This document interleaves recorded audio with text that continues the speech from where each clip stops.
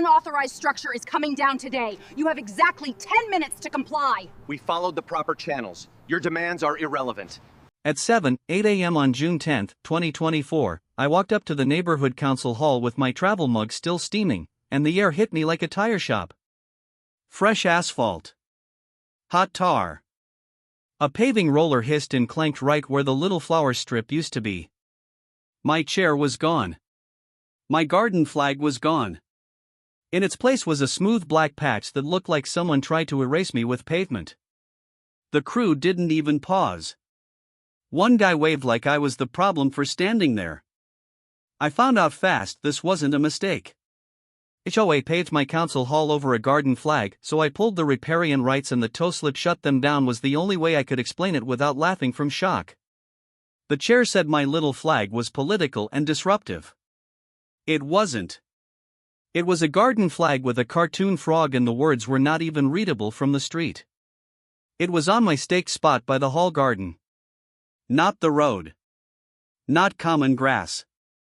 I tried to reason before I tried to win. At 9:00 a.m. I walked into the clubhouse office, still smelling asphalt on my clothes.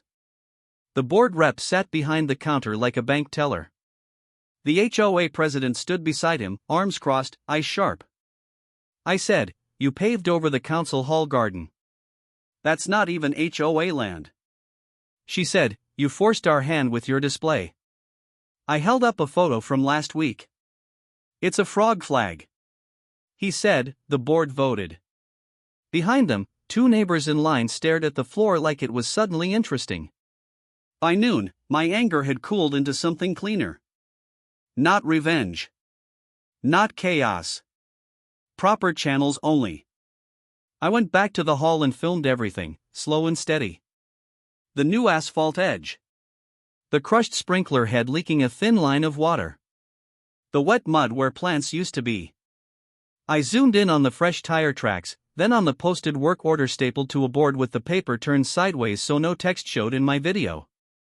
I called the paving company and asked, "Who hired you?" The dispatcher said, "HOA management." I asked for an email receipt. She sent a confirmation number and a timestamp. That night, I built my case like a sandwich. Layer by layer. I lined up photos, emails, and call logs in a binder. I printed the HOA rules about signs and flags.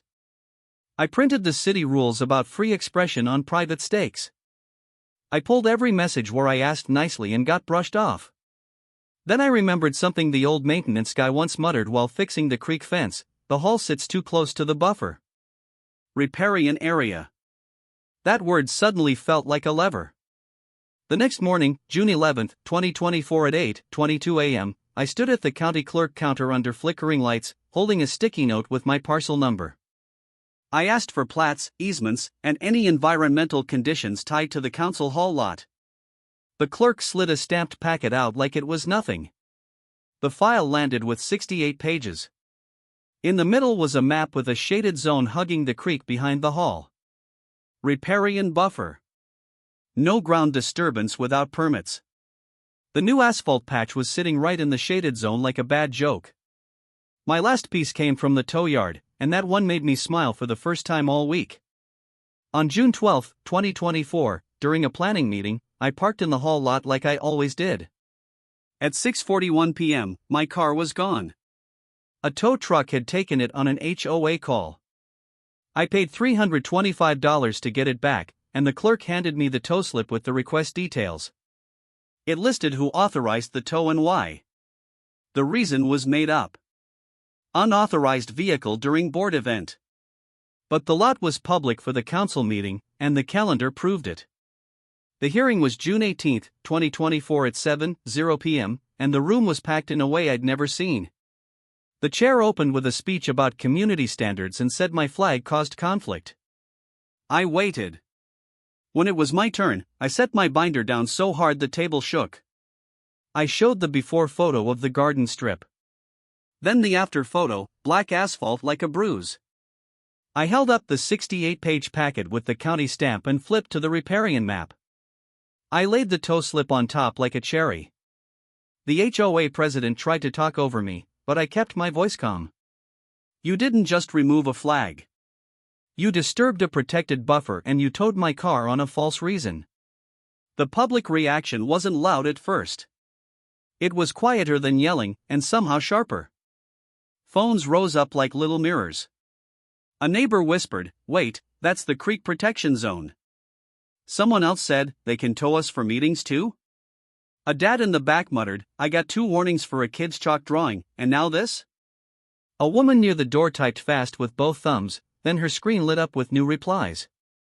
I saw shoulders shifting, people leaning in, not away. One guy who always agrees with the board said, under his breath, that toe slip is real. A teen snorted softly like he couldn't believe adults were this petty. The HOA president kept glancing around like she expected support to appear, but all she got was camera lenses and quiet disbelief. Then the authority flip started, and it didn't feel dramatic. It felt official. On June 20, 2024 at 10:05 a.m., a county environmental inspector showed up at the hall with a clipboard and a tape wheel. A city code officer came too because the paving touched drainage. They walked the edge of the new asphalt and pointed at the creek line. The inspector asked, "Who approved earthwork in the riparian buffer?" The board rep said, "We improved the entrance landscaping." The inspector nodded once and wrote something down. Patterns of false reports can be prosecuted. I said that line out loud because the toe slip was a false report on paper.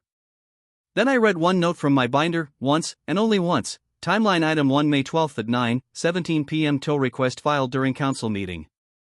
The code officer asked for the contractor invoice, the permit number, and the meeting minutes. They had none. You could feel the room shift like someone turned off a loud fan. The HOA president's voice got smaller, like it was suddenly expensive to talk. People sat straighter in their chairs, hands folded, eyes forward, like they realized this wasn't gossip anymore. It was records and stamps and officials who don't care about personal grudges. Phones stayed up, and nobody hid them this time. The bully energy that used to fill every meeting started to leak out the door. Even the robe-wearing board member stopped tapping her pen and just stared. The board rep tried to smile, but it looked wrong on his face, like he borrowed it. The air changed from fear to focus. People were not cheering.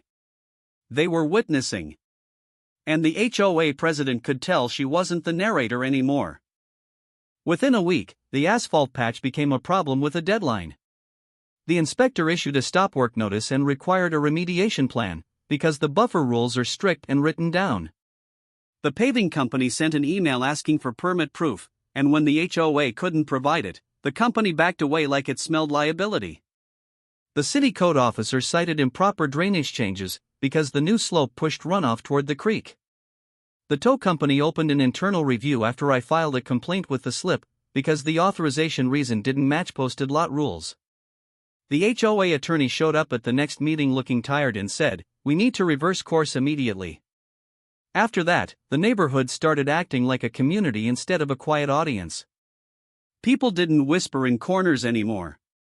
They compared notices in the open. Someone printed the Riparian map screenshot, blacked out all numbers, and pinned it on the hall bulletin board as a reminder without exposing anything private. Neighbors began attending meetings in pairs, like a buddy system. When the chair tried to rush the agenda, a retired teacher raised her hand and asked for minutes, calmly, every time. The group chat stopped being jokes and turned into, "Can you send that email chain, and please document your fines?"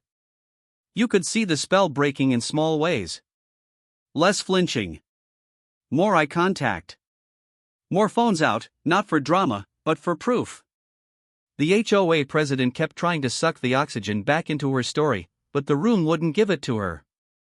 By July 9, 2024, the asphalt was cut back and removed, and the garden strip was reopened with fresh soil and a simple border. The county made them plant native ground cover and install a tiny silt barrier until roots took. The tow fee was refunded after the tow company admitted the request was improper and flagged the HOA account for stricter verification. The board issued a written apology that sounded like it hurt to type, and they quietly updated the rules so flags on personal stakes near the hall were allowed as long as they didn't block paths. I put a new frog flag back up, and I planted 2 small shrubs beside it. The creek smelled like wet wood again, not tar. I keep the binder on my shelf, dated and calm, because paper doesn't get paved over. If you enjoyed this, hit like, subscribe, and share. Was the HOA wrong? Drop a comment.